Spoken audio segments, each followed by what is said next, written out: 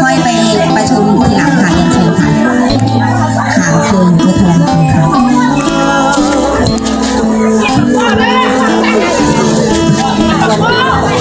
วันนี้ทางกรรมการที่นี่คือทีมงานเงียบพยาบาลค่ะวันที่หนึ่งที่จะเรียนได้ดุเพื่อนวันที่สองหนอนกระต่ายวรวัฒน์เงินชมพู่ค่ะวันที่สาม